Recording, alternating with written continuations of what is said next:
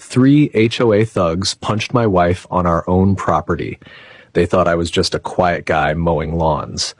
What they didn't know, I'm a combat veteran, and I don't play games when it comes to family. Where are you watching from? Drop your state and country in the comments. Let's see who stands against bullies like this. We bought this house 3 years ago. Corner lot, double garage, neat hedges. Nothing fancy, but it felt like home. My wife, Lena, had always wanted a place she could garden and relax in peace.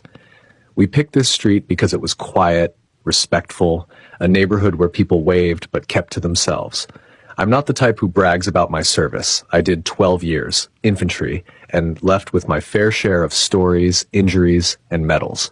But I didn't bring any of that into civilian life. I just wanted peace. So did Lena. The HOA was mild at first. Monthly emails, friendly guidelines, the usual. Then Rick Thompson got elected as the new HOA president, a guy with more ego than authority. Suddenly we had new rules, surprise inspections, and worst of all, enforcers. These weren't security guards. These were 3 clowns in matching polos, walking around like they were Navy SEALs. I caught them peeking through fences, snapping pictures of trash cans, even checking mailboxes. It was harassment, plain and simple. Still, we kept to ourselves, until that morning. I was on a Zoom call when I heard yelling outside. I stepped onto the porch and froze. Lena was in the driveway, backed up against our car, surrounded by the 3 goons. One had a clipboard, another was waving some kind of HOA pamphlet in her face. The third one? Already getting too close. Something about hanging baskets being a safety violation. Lena was confused, asking questions. They didn't like that. Then it happened. One of them shoved her. Not hard, but enough to make her stumble. I saw her eyes, shocked, hurt.